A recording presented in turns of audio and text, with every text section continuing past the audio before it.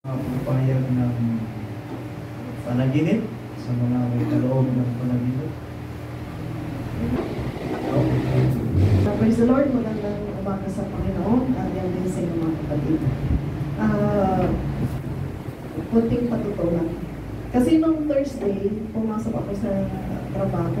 Ngayon, akala ko may kasalanan ako kasi sabi ko yung boss ko, may nasabihin ako sa iyo sa kanya. Pero in front of sa mga kasama ko pa, sabi ko, ano yung ma'am?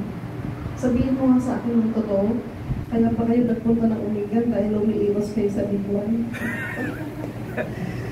Sabi ko, paano nyo alam ma'am?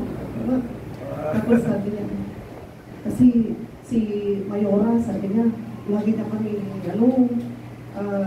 mini-meeting tungkol dyan. Sabi niya, pinag-prepare na kami. Sabi niya, kasi ang fault line daw pala, from Manila, ang end sa Pugaro, Dagupan. Sabi niya, ano yung mga pinaghahanda niyo? Sabi niya sa akin. Sabi ko, mga bigas mga stocks. Sabi ko, mga yun din ang sinabi ni Mayora sa amin. Sabi niya, kaya, sabi niya, pati pinag-ano niya kami ng emergency bag. Yung may emergency bag ko. Ano ba doon? Basta yun. Sabi niya, kaya kayo, sabi niya sa mga kasamahan ko, mag-prepare din kayo ng bag para pag dumating yung biguan, sabi niya, meron kayong dadalhin nyo lang agad, lagay nyo doon mga biskuit, pagkain nyo, tubig, damit nyo, kasi hindi natin alam kung hanggang kailan yan, sabi niya. Tapos, kaya pala, sabi ng isa, sa church natin, sabi niya, yung pastor, pinapaayos niya yung binday. May bundok ba yung binday? Ayun, sabi niya, parang weekly daw, may pinapapunta yung pastor sa kanila doon para magtanim ng fruit trees. Sabi ko, ay may bundok din kayo. Tapos sabi niya, oo, pinapapunta niya yung mga kalalaki doon. Parang weekly kasi nagtatanim doon ng mga fruit trees, sabi niya. Tapos, every month, ang ginagawa nila, every churches dito sa within Luzon yata, pumupunta sa isang place, magpa-fasting sila for 2 to 3 days yata. This week lang, galing sila sa Baguio, fasting sila ng 3 days. In preparation din daw sa kahirapan. Kasi nga daw, hindi mo masasabi yung hirap. Yung gutom nga daw.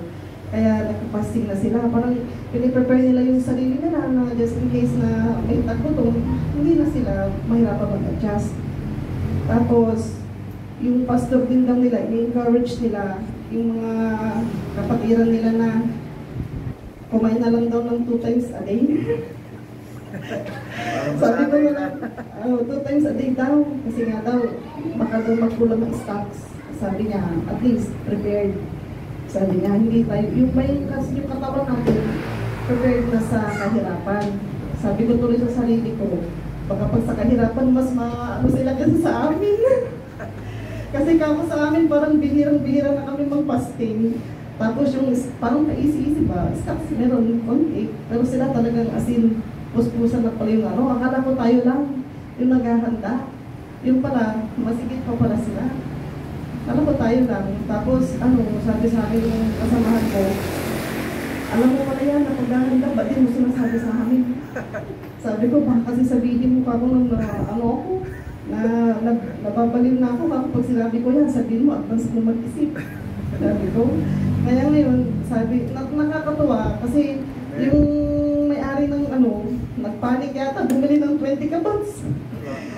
Tinadeliver niya kahapon doon. Sabi niya, i-impact ko ito. Nakasakaling Sabi naman nung kasamahan ko, magpagawa na rin ito yung madam ng basement para meron pa yung pupuntahan pag Sabi ko naman, pag may basement kayo sa Dagupan, lubog kayo kasi mahaba. Sabi ko, hindi kayo pwede magka-basement dito sa Dagupan, dapat sa bundok. Doon sa Hinday, sabi naman. Ganun na lang yung usapan namin nung Thursday. Kaya pala kayo nandun sa Umigan kasi nagpe-prepare na kayo. Yes, ma'am. Kasi natutusin mo naman, after the big one, kahirapan na. Kasi wala kang mabibili. Sira na rin ang mga pananim. Ano ba kainin mo, di ba? Di yung mga handa mo.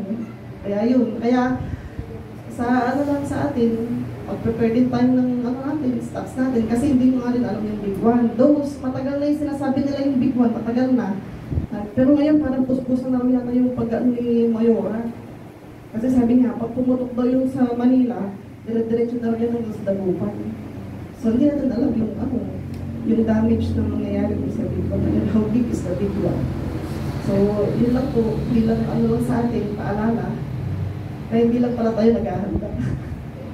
Praise the Lord. Ano po.